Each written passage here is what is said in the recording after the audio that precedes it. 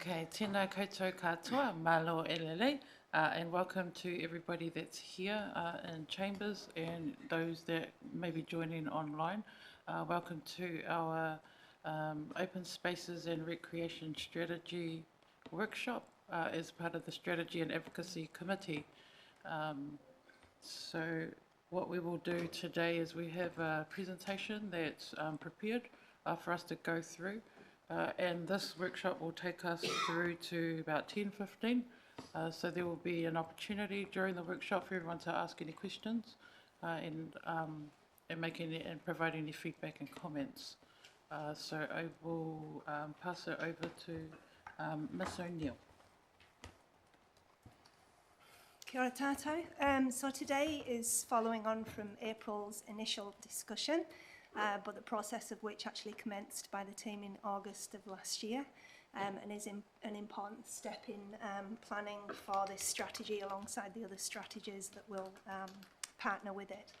So open spaces and recreation facilities are essential community infrastructure, as we all know. They contribute to health and well-being, they strengthen community connections, protect and enhance our environment, and help make Waitaki an attractive and great place to live, work and visit.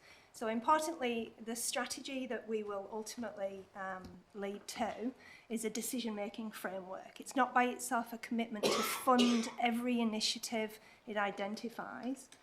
Individual projects would still be assessed through the normal council planning, budgeting and consultation processes. But this is the important next step to creating the bigger picture of the recreation strategy. Thank you, team.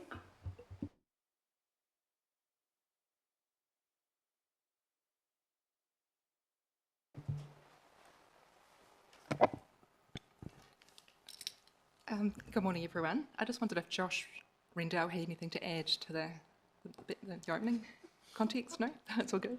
Awesome. Thanks. So we'll, if we could just move on to the next slide, please, Ellie, on the PowerPoint.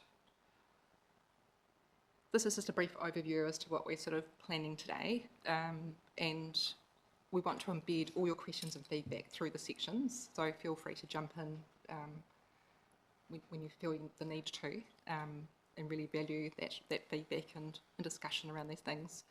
But I just wanted to introduce two of my team, Margaret and Alana, today, who've been doing some amazing work in the background to help us to get to this point, and they're going to run us through a little bit around the background and evidence base to this strategy, and then we will talk a little bit more about some of the values and things that we need to consider to get to form a strategy. So I'll pass it over to Margaret to start. Thanks, Margaret. Next slide, please. So I think Victoria's probably covered this next slide, so maybe if we could go to the next one, Ellie, thank you. So the strategy is one of three connected pieces of work that we're working on at the same time. And so we're talking today about the open spaces strategy. So this is a review of the existing recreation strategy, which was developed in 2012 and was due to run until 2022, so it's due for review. Next week we'll be talking to you about the land holdings review, so that's the next piece of work, and then also the reserves management plan, which is a statutory document that's required under the Reserves Act, and that's also due for review. So could we get next slide, Ellie? Thank you. So before we began drafting the strategy, we needed to do a review of the evidence. So when we talk about what council already holds, we're talking about like the planning documents that we already have. So the previous recreation strategy, the reserves management plan, long-term plans, spatial plans, generally sort of any strategic document, so that we can look at what issues we want to address, but also so that we're consistent with our other strategic documents. When we talk about what the community told us, we're looking at engagement. So we had a pre-engagement survey that ran for 2 weeks at the beginning of May, which we did distribute the findings of in June. So that was looking at what the community want from our open spaces, how they use them, how they get them, what barriers there are to them accessing our open spaces. And one of the big findings in that was that people want us to keep our maintenance costs low, which is probably not a surprising finding in the current environment. We also have our resident satisfaction survey, so there's a number of questions in those that are specific to open spaces. And we have a parks benchmarking report, which we do with there's other councils that do that as well. So it allows us, other councils around New Zealand, so it allows us to compare ourselves against other councils. When we're talking about how others do it, so one of the things that we did is we looked at recent open space strategies that other councils have developed. So that was to get an idea of how they were structuring their open space strategies, some of the issues that they were facing that might be relevant to us, and what the sort of look and feel might be. And then national research and trends, so that's things like population projections to look at where demand might come from, where we might need to plan in the future. And we looked at some Sport New Zealand surveys in that as well. So that was looking at the impacts. One of the findings of those was the impact of sport on well-being, or being physically active on well-being. So we have the next slide, Ali.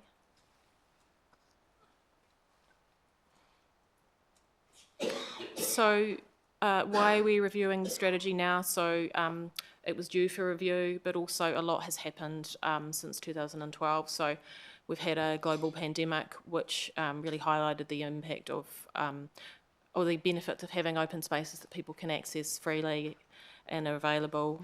We've got an ageing district, which we've had for some time, but that's become more of a prominent trend. And so one of the things with that is you have people on a fixed and lower income, and you have issues around accessing and accessibility. We've got financial pressures, so we understand our financial pressures that we face as a council, but this is also about the financial pressures that our community face. We've got rising cost of living. When we talk about a more diverse community, we have a more diverse community, and with a growing Pacifica community, the research shows that the Pacifica community have cost is a bigger barrier for them. And we've got a changing climate, so we've got more severe and more frequent severe weather events, and this has an impact on the resilience and maintenance costs of our open spaces. So next slide, please. From this, we identified 6 key themes.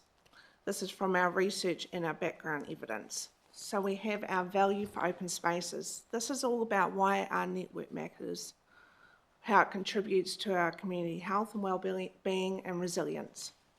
Then we have affordability. How can we make smart and fair decisions about what we invest in and balance affordability? Then there's accessibility. This is about reducing barriers, physical, informational and geographic, that make it hard for some people to use our open spaces. Growing partnerships. This is about partnering with mana whenua and other community groups and volunteers and other agencies, as we can't do it all alone. Equity and fair provision, ensuring that we provide and how we fund is consistent, transparent and defensible. Supporting physical activity, maintaining our open spaces and recreational facilities to encourage people to stay active. Next slide, please, Ali.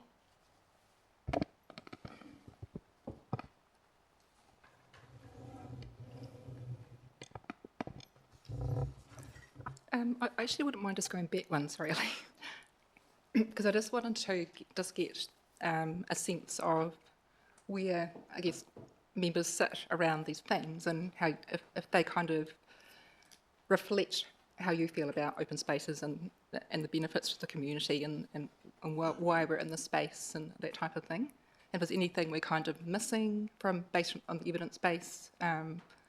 So welcome any feedback on that before we kind of talk a little bit more about tensions and things that we need to kind of balance through this work. Thank you. Yes, Mayor Mel. Just a couple of things I've been thinking of. One around equity, and it may be more in the detail side of things, like trying to understand a bit more about what we mean by equity, because I like the concept, but then I think about it in how much we spend, like per resident. So, when we've got an ageing population, if people aren't using things, there's obviously always the argument as, should I pay for something I'm not using? Around travel distances and whether or not there's any kind of policy around that, and that might be sitting somewhere slightly different. And, whether we prioritise spend on places that don't have existing things, or, and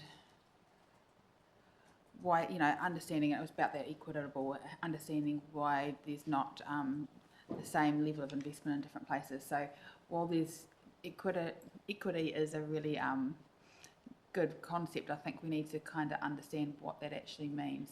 And then I think about things like whether we have some environments or some things that are exceptional across our whole district that we are happy to prioritise. And I guess some of the thing that came into the themes around, it was a bit of the affordability, and I think we talk a bit later on about that stewardship and how we look after things, and I think just keeping that amalgamation hat on that as well and going what is important to our community that we protect and isn't just a decision away from losing. That was just some of the things I've been considering. Thank you for that, some good key points. Councillor Holdings. Just on the themes there of supporting physical activity and those, but where would sort of arts and cultural events fit under that sort of thing and the different uses of the open spaces?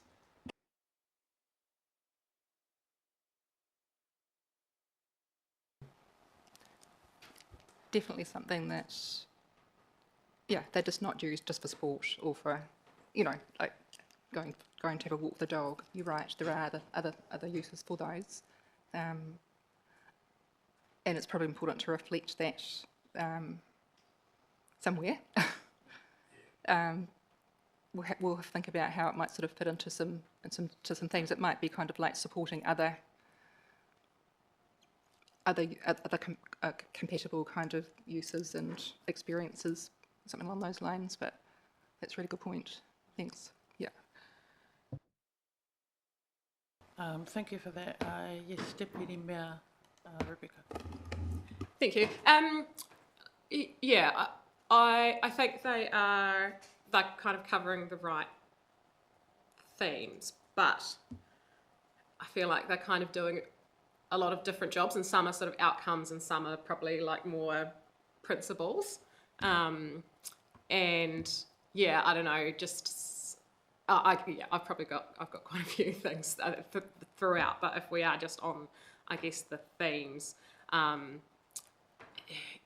it's more rather than sort of physical activity, it's about active lives and connected places, and I don't know, I don't think they're quite there, or where I would sort of be looking at, but they're the right themes. I just think I've probably got a few different ideas on what they might look like. Just through the chair, thank you for that. These are just very high level based on the evidence, and we've got a lot of dots to connect between them. And I want to just talk about some tensions around some of these things in the next slide, but I just wanted to get the initial kind of feedback on the sort of the top of mind thoughts based on the evidence, and then, Thank you for that. We've got Councillor Sven and then Franz. Yeah, the affordability one jumps out at me quite a lot there too. And I know you're about to talk about the tensions between some of those, because particularly with equity, because I just immediately sort of went to the fact that we've got some villages out there where a lot of children live, but there is no playground. To fix that would obviously require more funding, but we're probably in a space where a lot of these reserves and stuff probably at risk, given the affordability issues at the moment, rather than improving things. So I think we're looking at the right things here, and I look forward to hearing more about the tensions. Thank you. Franz. Councillor Thelning and Mayor Mel have already mentioned world equity, where I couldn't get my head around, and perhaps Sven's last question sort of addressed that, is the fair provision. Just can't get my head around what you actually mean with fair provision.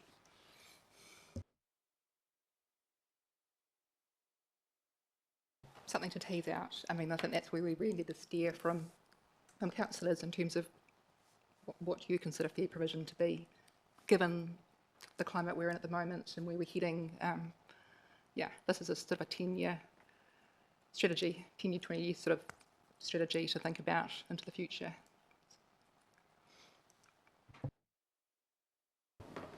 Yeah, I suppose my question also goes down to utilisation, as in we've got parks, we've got reserves, but they are not used for all the same thing, whether they are recreation or we simply have a reserve that we lease out for grazing or something like that. So to me, utilisation is one of the key themes we got to look at, and from that comes a lot of stuff. You know, one thing I sort of missed, and it was more in your paper, I put a note on. There was something in there that I really support, but the thing that I thought was missing in there was the actual understanding the risk of parks and reserves. And I don't know many parks and reserves, but I know that there are some within the districts that actually carry a risk to council, and we need to understand that, and that risk is not mentioned anywhere in that document. Hence, but possibly it fits under affordability, but that's up to you guys where you're going to fit it. Thank you for that. Mayor Mel. Yeah, I think we're all sort of grappling with the same thing, because I think they are all in their own right important, and I think you have kind of nailed what the key themes are, but then it's around things like the weightings and the intricacies sitting in behind them as to whether equity is actually possible in an affordable state. And again, the value of your open spaces, I think that Fran's hit the nail on the head there, where the spend in some areas makes a whole lot more sense for us to protect and to carry on with than it does in other areas. But you need to, when you're revisiting what the value of open space is, you need to look at the equity and what you're providing in each area. But is it of benefit and is it being used? So it's that kind of, and I don't know if there is a weighting at the end of all this, or just, because I guess what falls out of this here is some kind of decision-making framework so that you guys have some guidance from us, and we can sort of look at the themes and go, yep, they're all fantastic, but I don't think that gives you guys anything at all. That's what worries me. So while they're important, I guess that's kind of the, I guess you're coming to that next around that kind of weighting, but that's the bit that probably worries us all the most, and I think it feeds straight into our long-term plan discussions as to where our spend is best, and if there is areas that we don't need to be spending money on, because I think that needs to be part of this discussion as well. Yeah, no, thank you for that. I think encompassing the themes, well, probably like 70-80% there in terms of articulating what is, you know, like what we really need to nail down and understand. I think when we think about the broader context of what society is facing at the moment in terms of the family life cycle, in terms of the whole community accessibility question, I'm just trying to understand it from a community representative point, but yet there's also a governance perspective that we need to highlight. But I think what was missing in terms of the community engagement that helped to inform this is something that we're just kind of landing just under a wee bit. But maybe it will be able to be drawn out once we go through the next slide around the tensions, I think. So I think we're just still in that kind of discovery, understanding space. That's why there is, the feedback is coming a wee bit slower this morning, because we're just kind of not quite there yet. So do bear with us, and we'll allow you to go through the next slide so we can try and get there. Thank you for that. There's certainly a lot to sort of think about through this. So I was quite keen to have a bit of a discussion. I think this has already been raised in terms of the recognition that there's a lot of tension and trade-off between some of these things that we've got on the screen and we've been talking about.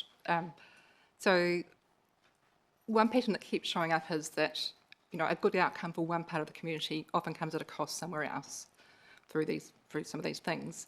And this is not unique to Waitaki. You know, this is, most councils of our size face the same trade-offs. So this is kind of just to help generate a bit of a discussion, and this may not be every trade-off or tension we have, but there's just a few, and I think we've already touched on some of these already in our discussions this morning. So we've got things like cost recovery versus access and value. So for example, if we wanted to have fair and affordable charges in line with other councils and be fair and affordable, it can mean different things to different people. So, you know, in the pre-engagement survey found that over 80% of our respondents value open space for their natural environment, physical activity and mental well-being. And you can't really charge for those things. That's the expectation, that you have open space for just to be there, even if you don't visit it all the time. It's good for your well-being. It's good opportunity to do physical activity if you want to. There's space there as in a natural environment within an urban context, which is really important. So, balancing cost recovery and keeping recreation generally accessible to everyone is a tension and a trade-off we need to think about through this. Feel free to jump in if you wanted to talk more specifically about these things, but I thought we'd just touch on some of these things and we could generate a little bit of discussion around that. The second one was thinking around volunteers and partnerships with other people or other agencies versus the compliance side. A lot of the stuff that we do in our parks and networks relies on volunteers for things like planting days, community gardens, heritage sites. We know that our volunteer base is declining, and that's not just in Waitakere, that's through the whole country. But we also carry a fixed compliance duties in the health and safety space, for example, around our playground safety standards, and even things like leases and licences. There's the administrative cost to keep that going. And these obligations don't reduce just because volunteer capacity does. So that's just one thing where there's a tension there. There's some things we just have to do to meet our sort of compliance side. Another one is around the design of our parks and reserves, and thinking about having flexible design versus purpose-built design. And when we think about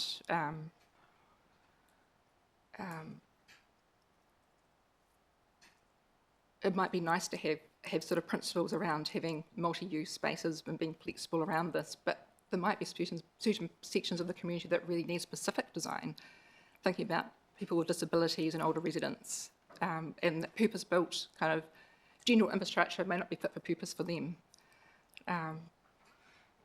So is that kind of design going forward appropriate for our district?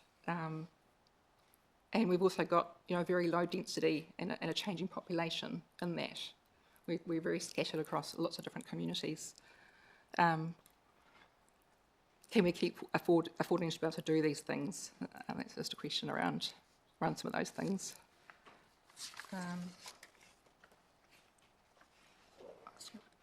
The affordability side, obviously, there's a big tension here with many things.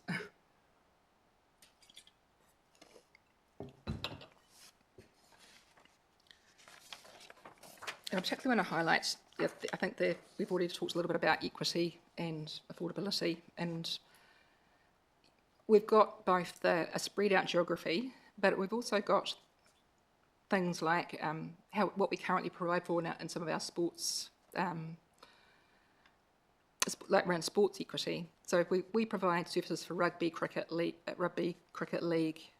we heavily subsidise basketball, netball, maintain fields for croquet and tennis, but we don't provide squash, bowling, hockey and other sports. So the way we've done things in the past, is that still the way we want to keep going in the future in terms of the equity around sports provision and opportunity? And I also just wanted to highlight, and we're going to introduce this next week a little bit more, the land holdings review which we're currently undertaking, and we're looking at a lot of things around utilisation of current areas, and whether these are still remaining fit for purpose for what we need. So this all fits into, I guess it's an action that will come out of the strategy. The strategy will give us the high level kind of principles that to help us to make these decisions going forward. So I think it's really important to think about these things in tandem. So those are just a few things that we kind of highlighted through the research and in terms of the tensions, but open up to anyone who's got any more feedback on that. Thanks. Thank you. Thank you for that, Councillor Franz. You slipped a slide in there that wasn't in our paper, that was sent through to us, but I like it.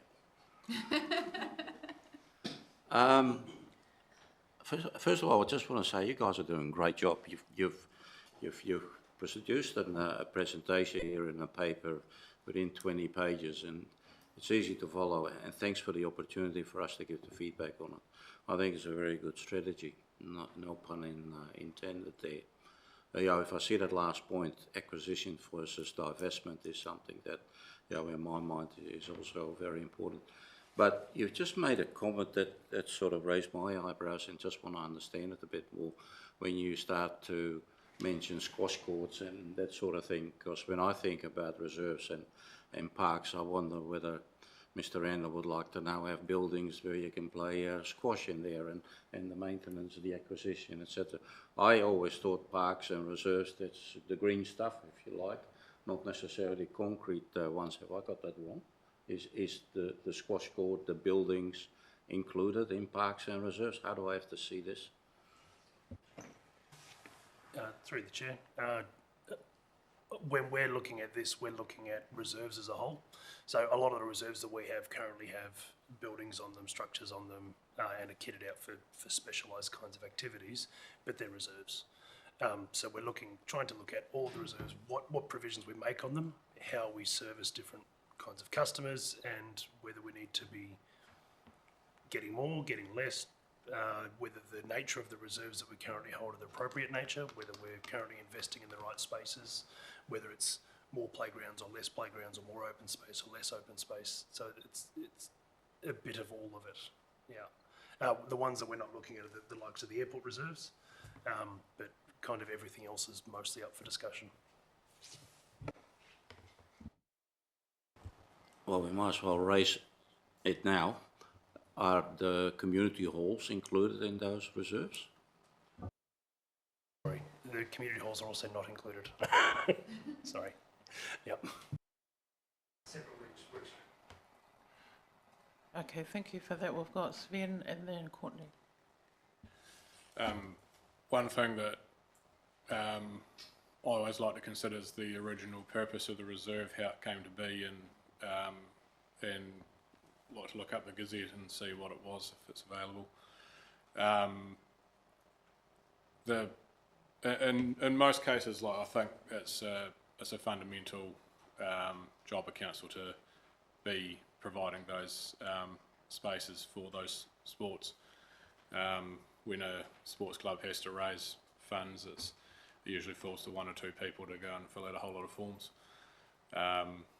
So it's definitely, council's got a place there. And I think probably for me, the thing we should be looking at is the different levels of subsidy, where one sports club might be looking after a reserve entirely, just making sure that they're proportionally looked after or subsidised to a greater extent than one where the council is mowing the grass, for example. That's probably something I'd be interested in looking into, just to get that equity between clubs within the same sport as well as across different sports. Thank you for that feedback. That's important. Courtney and then Rebecca. Thank you, and through the chair, just touching on those key tensions, is the strategy itself going to try and find ways to kind of work out a way to resolve those tensions, or is it just naming them as things to navigate later on? Just through the chair. So we're planning to have an implementation plan with this, which will help to prioritise some of these things and have some targets in place. So that will give some good longer term direction into where you want to weight these things essentially. So the high level strategy, the front part will be sort of the principles and objectives and things like that. But where the rubber hits the road is where we have the implementation plan in place, and that will come. That's part of this exercise. But we just want to make sure we've got appropriate targets and actions that can be followed through to do that. Yeah. Thank you. I'll take Deputy Mayor first and then you, John. Thank you. I just wonder whether we're not that clear on what we're talking about here. Like we're on the open spaces and recreation strategy, right? And it's connected to Parks and Reserves Landholding Review and the Reserves Management Review, but we are specifically talking about open space. Right, yeah, cool. I think that then that's probably just something that I'm feeling is a bit missing with this one. Like, do we have kind of the outcome that we want for our communities? Like, I feel like that's sort of where we should be starting and then moving backwards from that, because we can get into whether what we're offering for squash versus basketball, but like, yeah, I don't know. I'm feeling like it's sort of feeling more like managing our parks and reserves rather than sort of an overall. I'd like us to be starting at what is the outcome here and then kind of working backwards. That's where I'm just probably, and I think maybe just based on some of the questions and feedback, that's where I'm thinking is sort of missing a bit, or maybe that'll come with the community feedback. Just through the chair, we want members to craft the vision, and so I think these discussions, I guess we'll say we've taken a slight step back from when we put the paper out, and we want to just take it a little bit more baby steps. So we want to, we've got the subgroup which we would like to flesh these things out a lot more with and shape a vision, a high level vision, and then work down to more the detail. I guess today was more about bringing everyone along the journey, recognising the evidence base and helping us to shape some of those targets and priorities going forward. Yeah, thanks. Thank you for that. All right, Josh and then Brent. Yeah, thank you. Just to reinforce Victoria's point there, a lot of this is around the background of the things that we've been considering in the forming of the strategy, that are just critical things that we think are needed to prompt some discussion when the subgroup's going to start looking at some of these things, and then when it comes back to this group for further discussion, just to make sure that we're all kind of aligned in some of the competing tensions that we're dealing with. But to further reinforce Victoria's point around the action plan itself, and how it links to service levels and how it links to cost and some of those tensions that we're going to have to put to place in the action plan or the implementation plan. An example of that might be a target being that 90% of our population is within a certain range to a playground or to an open space. The range that we've got immediately indicates how much maintenance we've got to pay for. It indicates whether we need to acquire or divest of some lands, what service level we have in that space, whether we're saying it's a playground or it's an open space, and it links into the equity and affordability issues as a whole. So a lot of these are kind of the tensions that will form through the implementation plan, but it's just really essential that in the next step, when we start looking through the implementation plan with everyone, that everyone's kind of thinking about these kinds of aspects and how they play out in the implementation plan. Because implementation plan, I think, is really where we get the guidance as officers to make decisions moving forward. And that's the space where we kind of set the service levels that then lead into the LTP and the cost structures moving forward. Does that make sense? Yeah. Thank you for that, Josh. That was helpful. Brent. Yeah, thank you. And I think, these key tensions, that they don't just verse each other. When I look at some of these, volunteers, partnerships versus compliance also affects our affordability versus our quality and those sorts of things. It'll come as no shock. We've got a award up my way that's high on the volunteering and wanting to roll their sleeves up and get stuck in. But I hear frustrations about the bureaucratic nature that we're in, and I know we've got things that we have to follow and boxes that we have to tick, but I'd really encourage some thought around that as we move through this, of making that easier, because that will generate an awful lot of value, as we've seen, when communities are actually enabled to take ownership of these spaces and look after them themselves. There's so many amazing groups out there of volunteers, but the easiest way to turn them off is to make it too hard.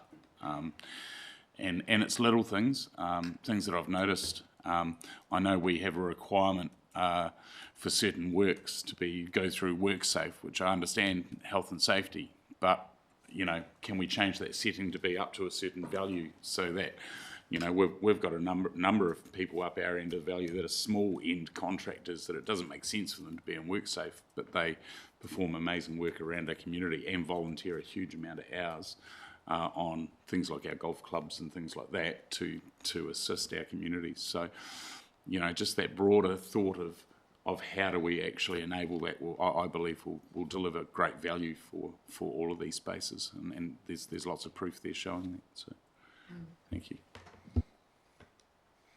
Thank you for that, Brent. Dan? Thank you. Yeah, sensible solutions and practical solutions to problems that we face. I think that's really key. Through the chair, just wondering, has there been much work done with regards to modelling on trend as to what the community is sort of asking for or wants, and how that may have changed over the period of time? Because we do move through cycles with things, and we can get fixated on one thing, and then suddenly that recreational pastime or whatever is a bit old hat, and they've moved on to something else, and you've been putting a lot of effort into one thing. Is there a trend, and sort of has that actually shown through? Do we have much detail on that?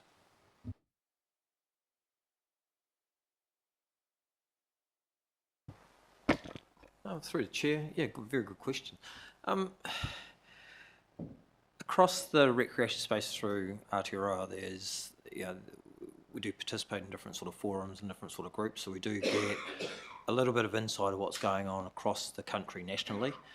Generally, a lot of the focus is over the last few years has been around accessibility, definitely playgrounds and the wide range of play, and probably specific to the Waitaki area would probably be looking at a coastal Otago facility strategy for aquatics, event centres, hockey turfs, sporting facilities. So there is some reasonable sort of trend stuff, and probably in regards to this particular strategy, we haven't probably taken it to that next level to see, okay, well, what would be relevant for our community moving ahead. But in saying that, we've probably seen over the last few years, those trends can change. So what will be the next focus? It is hard to gather, but off the top of my head, and there's not much there, we've seen improvements in that skating facility. Obviously, we've seen scooters and those sort of pump tracks come around in the last few years. So I would expect there's probably going to be continual change, and I think our strategy needs to be able to be flexible enough to be able to tie in change as quickly as we can, obviously within the financial envelope that we have and with the resources we've got available. Yeah, I think that was quite helpful, because I think that'll help us with our forward planning and the vision. Because when we think about what Brent had talked about around the volunteers and partnerships, we value communitarianism, so we would like that to be considered when we are looking at a strategy with how we look after and preserve, like our parks and reserves. In terms of the design of things like playgrounds, we value being flexible to be able to cater. We talk about the ageing population, but there's also a very youthful, fast-growing, younger population. So are our playgrounds and facilities fit for purpose for the community at this point in time? And what would that look like in 5-10 years' time?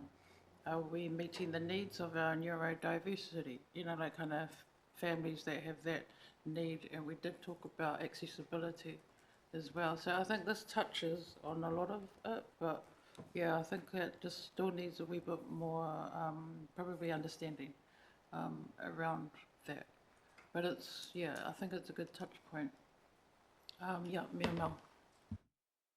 Just touching on that, it's probably more of a question, because when you talk about things like your neurodiversity or younger families and I look at things that we've had come before us in the past, like fencing of playgrounds, that kind of thing. I wonder what part that health and safety plays, and whether you've seen any kind of evidence of councils that, you know where there are specific issues, finding themselves in a problematic space because we're not dealing with what we know to be risks. And I know that can be a really massive issue that can be really unaffordable, but I just wonder if you've seen any evidence that you know of you know, councils being held responsible for, you know, whether it's safety of play equipment or fencing, that kind of thing.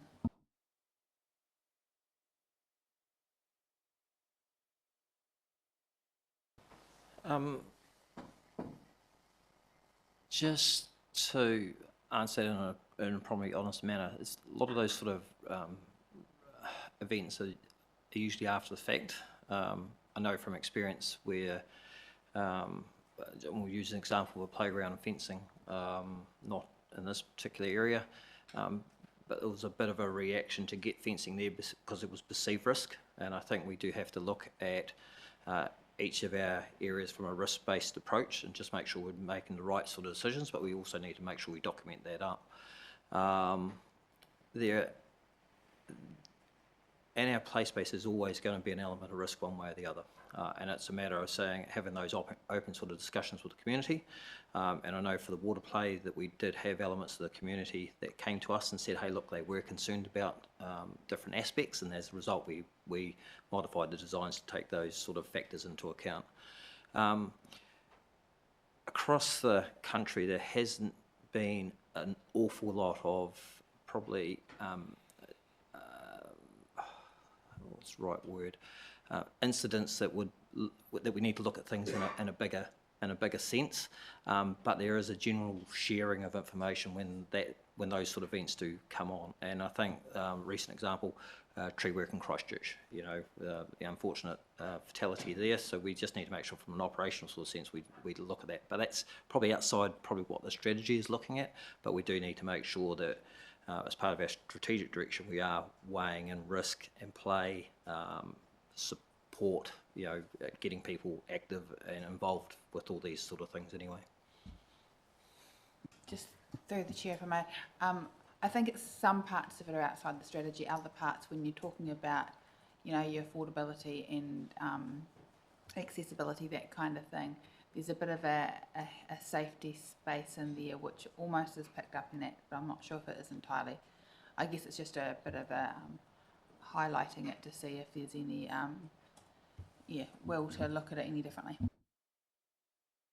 Thank you for that. I've got Brent and then Franz and then Rebecca. Thank you. I'm getting this will help form some of our likes of our contracts for parks and reserves and those sorts of things when we revisit, you know, the maintenance and all of those sorts of things. And you know, I suppose I think about our communities being involved and how we look at things. If we talk about, you know, specific to my area, but, you know, it's been an ongoing thing about how do we get some water on the domain earlier to get it nice and green, ready for the summer season. And of course, one of the big things for us is the cost of water and a contractor coming out. But, you know, if we reverse that and look at the golf club who has its own water offtake, it has its own mowing equipment and all of those sorts of things, you know, are we better off looking at community-led ways of looking after our reserves? You know, they might be prepared to water that reserve and take, and you know, because it's local and because these are the people that are using the reserves, you know, I'm wondering what effect that may have if we look at that across the board as we go through the contract and say, well, what can we go, and I know that that's sort of going back to many years ago about how some of the stuff used to be done, and I know things seem to go in full circle, but I know that I've heard there's a bit of a desire from our local community to go, well, actually we could do this, you know, and if that voice is there, it's fairly low risk in my mind, and so, but, you know, I'm sure there's other community groups around the area, and of course if that part of that contract, if we can save money there but also feed it back into our own communities, that allows them to fund and grow new areas and new things that are important to that community. So I think that localism side of stuff is is pretty cool. So just to Thank you for that, Franz. Yeah, thank you, Chair. But it will come as no surprise that fully endorse what's been said around using volunteers. I think it is an untapped resource that is there. And just as an idea or suggestion, I think that on itself warrants a workshop by itself between staff, elected members, because I think in a way we are not tapping into that resource. We've discussed it after the recent rain event and amongst ourselves. In a way, I think that is being halted, if you like, or restrained by the fear of what the repercussions are, either for individuals or council itself. I would welcome a no-holds-barred workshop with representatives from insurance and possibly legal as to how can we flesh this out to make this work and tap into that. So that is just my view of things, and maybe an idea going forward by somebody that can take it to the next stage. Just on the key tensions, getting back to that, there, and that is particularly because some things that are happening in my ward at the moment, I think one of the key tensions that probably can be discussed next week, or maybe you can give some thought to and consideration, is gifting and the risk that comes with that. Because it's all well and good to say, well, this club can no longer exist because of whatever reasons, whether it's funding or lack of members, so we're going to give this back to council, and council go, well, we don't really want it, to be honest. But that is a key tension where people, even in that situation or situation as in they would like to gift something to council as something to be remembered about, we've got to be very careful about it. That actually can create a tension between a community and a person or an organisation that means very well, but we're going, oh, hang on, you can just see. So maybe some thought can be given of that. That would help us in next week's workshop. Thank you, Chair. Thanks for that, Franz. Rebecca. Thank you. I guess just going back to something that Mayor Tavendale was talking about earlier in terms of health and safety, and like obviously if there are things that we own in the community that are inherently dangerous, they obviously need to be addressed. But there is sort of also, I guess, a bit of a push nationally in terms of adventurous play. And I think we've gone so far away from that in recent years that actually, kids need, especially rangatahi, tamariki, like they need to be being adventurous with their play. And I think, we look at recent examples in Dunedin, Invercargill, when there's been high winds and weather events and trees have come down, for example, and then I guess the immediate response is, oh gosh, dangerous. But actually, we saw some really cool examples in Dunedin and Invercargill of people doing parkour off the trees, and so it's so it's not like that sort of, and I think that's something that I would love to see through this strategy too, is the value of that free recreation, because of the affordability concerns, is sort of bigger than ever. And I realise that free isn't free for us because there's a cost to maintaining everything. But if we're thinking about our wider recreation infrastructure, it's really important that people don't have to belong to something or paying fees. But they can walk into a reserve and you go for a walk or a bike ride or kick a ball or take their dog, and that's really important in that equity discussion as well. So yeah, that's just really wanting that sort of thinking to be key in this strategy as well. Thank you for that. Great points. Sven and then Jeremy. I'm just mindful that we've got about 25 minutes left and we've still got a few slides to get through. Yeah, I'd also just like to note that we don't have to change everything either, because through Rotary we've dealt with council a few times in the past few years, for example putting in the disc golf at Western, or there's a planting project. We're going to put a path through a section on Eden Street, and in both cases, the district council is the easiest part of the process.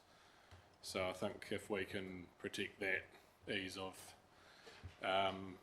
of use, but noting the site safe thing as well. In our case, we were fortunate enough to have contractors with it, but I think we do technically have a pathway where council can internally approve non-site safe as well if certain things are provided equivalent to show that the safety's being done. So yeah, I'll back Brett on that one too. Thank you for that, Jeremy. Deputy Mayor Rowan just reminded me of a word that's not in here. The technology doesn't seem to be anywhere in here about how we could do things different or using that. I don't know if that's a work stream that we need to look in. It might come under the benchmarking, but can we do things different with technology and the emergence of that? I don't know if it's...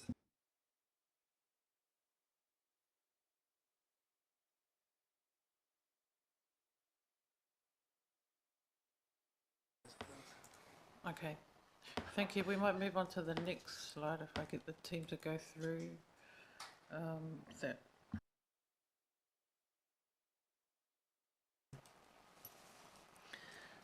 So I'm hoping this slide might hopefully fill in some gaps in the conversations that we've just been having about tensions. So just looking at the values that guide our decisions and actions. So these were they came from the 6 key themes. They are the values that we hold when we make decisions, and they are what we stand for. So we're looking after what matters. So that's things about the parks, reserves, recreation spaces, but also protecting the environment. Then we're talking about building connection. So this is about having spaces that people can go to, that they can get together, and they can celebrate our unique identity across the district. And then we have guardianships of place. So how is it that we're going to protect and enhance the natural environment, the cultural heritage, but also plan for the changing climate and working together. So this is like working with our partners, mana whenua, as we've talked about before, community groups and everything, because we can't do everything alone. Doing what's right. So an example of this is being fair and transparent about the decisions that we make, but also balancing community needs. And then we have innovation and adaptability. So how are we going to respond and adapt our approach to new challenges and opportunities through the life of this strategy? These will form our guiding principles in the strategy. They will remain constant as priorities shift and budgets may change, our values won't. So it gives us, councillors and staff, and our communities a shared set of values to measure our decisions against. So our decisions are not based on one person's opinion alone. This makes our decisions fairer and easier for the community to trust us. It keeps us focused on what matters for the long-term value of Waitaki's open spaces and recreation spaces. So my question is, do these reflect your values and council's priorities for our open spaces? Thank you. Yes, Rebecca. Thank you. No, I really like the look of these values. I think just in that connection piece, you know, speaking about connection of people and communities, but probably something that I just feel has been missing a little bit is the connection, like, of our network as well, across because, you know, a park or a facility isn't much use if you can't kind of safely get to it, or you know, it's those connections between where you live and schools and parks and sports grounds that's really important. And I know there's been a bit of work happening in this space with a focus on Oamaru North at the moment from a Sport New Zealand perspective, but yeah, active transport and like connectivity of recreation is, I don't know whether that fits with connection or whether that's sort of a separate principle, but that's, yeah, just as long as that's not missing, that would be my feedback.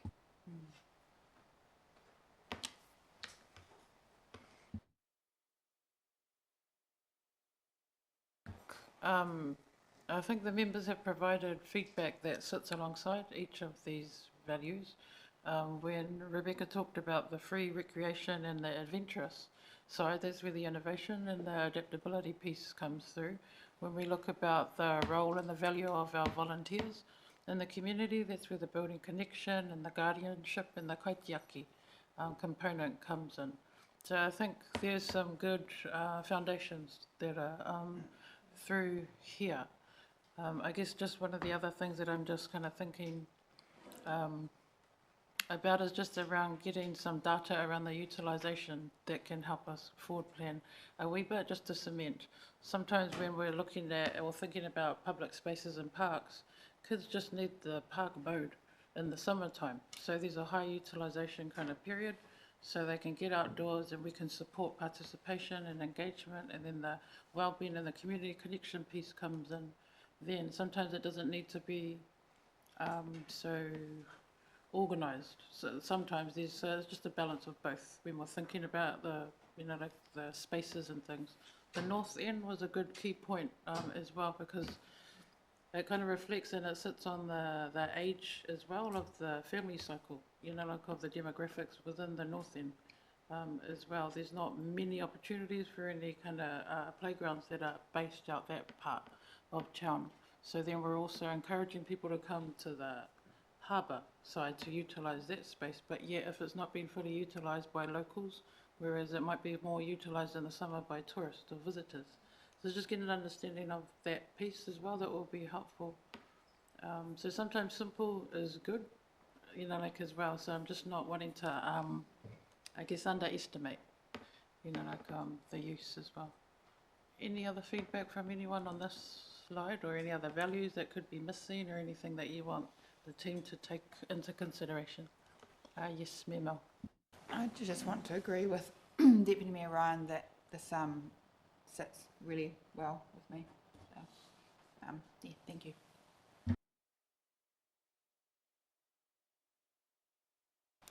Through the chair, we talked about trends before across the country, and probably to answer Councillor Ryan's question, there is a wider trend occurring in some more larger urban areas about how we utilise our roading corridors, our other spaces. So we don't want to get necessarily fixated on recreation on parks and reserves land. It's our recreation space can occur anywhere, and we have seen programs in the past where we've been able to use our streets for an impromptu sort of play under some sort of conditions. So I do expect those sort of things will probably develop a wee bit further moving ahead, but we can also utilise a lot of other land as well. We do see that already, like in BMX tracks, cross forestry blocks and stuff like that.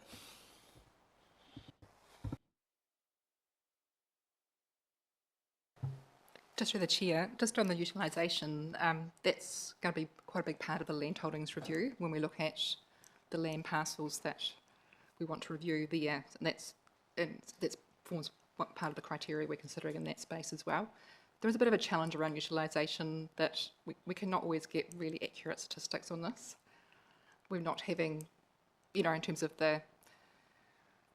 getting really, I think, safely say it's not that accurate for what information we have at the moment, and we probably can do better in that space. But again, that's an investment to do that. Just wanted to add that in there. Thanks. Thank you. We can move on to the next slide.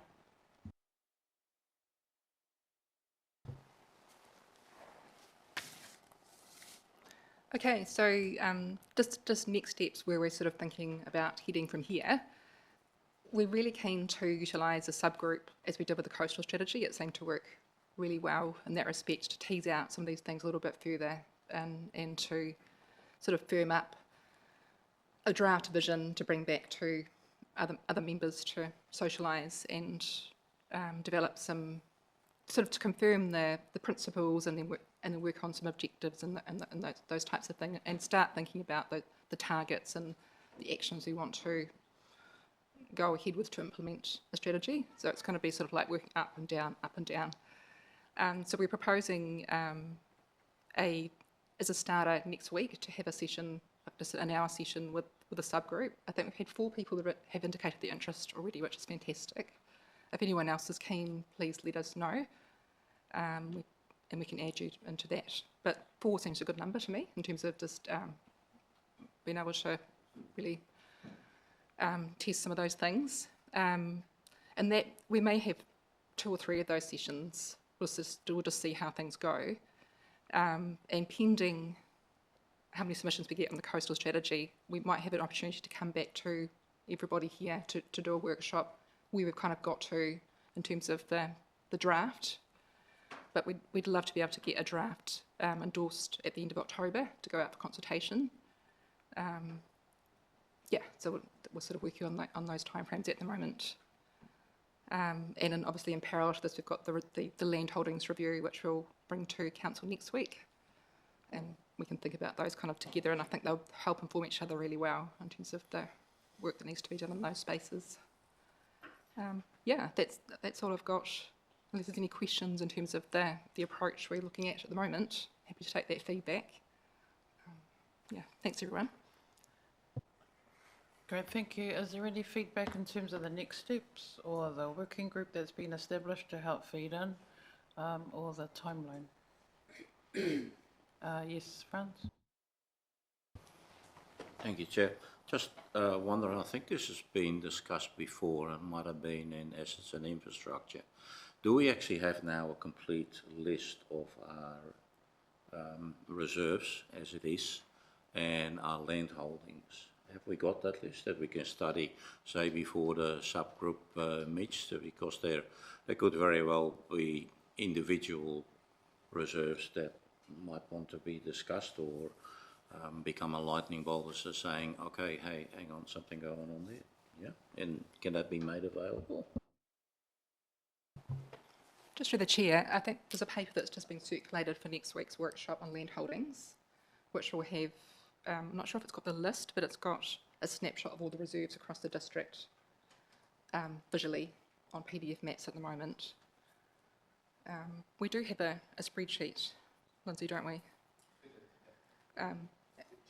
And we could share that with the subgroup if that's going to be help for a start. Yeah. Yeah, I mean, one of your points was about the divestment of assets, and obviously we don't know what we can divest if we can't picture what is actually we are talking about, hence my query. Thank you for that. I will pass it to Jo. Thank you, Chair. So in the paper, you might have noted there was a link to the pre-engagement survey that was online. You also might have noticed from that there's actually quite a low level of number of people who actually completed that survey. So in October, we have community engagement and consultation, and from the feedback today, you can see it's quite important to all of you, excuse me, these spaces and what happens to them. So I would encourage elected members to really support people to be part of that engagement and have their say. I think what we do see is quite often once decisions are made and we move on, that's when we hear a lot of things that come out from community. It would actually be fantastic to get that up front so that it can actually feed into that decision-making framework. So that's what I did. Thank you. Thank you. Probably just on that, will the engagement plan go through the working group as well to provide feedback and support? If we received a low uptake of the engagement previously, what are the learnings and insights that we could do a bit differently that they might be able to help feed into? The other thing I'm thinking about is community consultation fatigue, to be mindful of when we are reviewing these strategies and we keep going out to the community. So just kind of keep that in mind as well in terms of the feedback and the level of feedback that we want to receive back and the quality of it.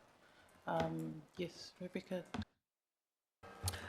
Yeah, just on that, I just would love to see us be really engaged with groups that are already working in this space. Earlier this year, Sport Waitaki and Sport Otago did a survey themselves, specifically focused on the work that they're really focusing on in Waimaru North, and had an incredible response to that. So there's already some really amazing insights that are quite aligned with this there, and perhaps could take some learnings from some of the ways that they were able to get that really good engagement with the community on this space, because there are people out there who are wanting to engage, who have engaged with others, and so perhaps just maybe looking at some learnings on how council could tap into that, because there are people and they want to have their say and they are passionate about this, and they are willing to give their feedback. So how are we reaching them? I can probably give some insights there, but just to be mindful that that people are wanting to participate, and it's probably more about how we're reaching them and tapping into other groups that are doing really well in that space. No, that's an excellent point, and it touches on the value of the partnership kind of piece that we talked about, and utilising key members that are actually in the working group that are directly working in this space that we would encourage the team to engage directly with. Thank you. Was it Brent? Yeah, just on that engagement, obviously, I noticed that in the original survey was sort of outlying areas were, underrepresented. I think using our community boards, but also likes of the ORAI and Otamatata, the small groups that each of those, the DDDA and Duntroon, the ORAI, all of those ones, each of our small towns have got a really well-connected group within those townships. And so if we sort of had a bit of a direct link to them, I think we would get a lot better response back from our community if perhaps it was done through them, or, and I don't know, small towns seem to like a cup of tea in a local meeting. No, those are great points. Thank you. Yes, Victoria. Sorry, just to the chair. I think from my experience, when you do a sort of a pre-engagement thing, it's always hard to get that initial inertia going and interest in a way. And sometimes until you get something out in the ground that's kind of like, oh, this is rubber's hitting the road, like we better have us say, this is going to be council's policy, that actually that happens. But it'd be really good to tap into those resources, and definitely plan to test this through the subgroup, and even, take it wider through Docs on Taps in terms of we want to get this engagement right. And we're aware that there's lots of other engagement happening at the same time, particularly could get quite easily confused between land holdings reviews, open space strategies. There's lots of things happening on the go at the moment. Thanks. Great, thank you. Is there any other slide after this? All right, so this will bring us to this part of the workshop. We'll bring it to a close. Okay, all right. So thank you everybody for joining today and for your comments and your feedback. I think we've landed in a good kind of onboarding space that we're there now. We've got a bit of a working group that's been established that will help support the team with the next steps. You've outlined the timeline quite well, but also don't underestimate the value of the community engagement piece as well. That's really, really key, that we can take some key learnings and with other community boards and community organisations that are already that already have valuable intel that we need to work alongside them as well. But yeah, I think that would be it for today. Thank you very much, Alana and Margaret, Victoria and Josh and Lindsay, for your work in this. With this space, and we look forward to hearing more updates in due course. Thank you very much.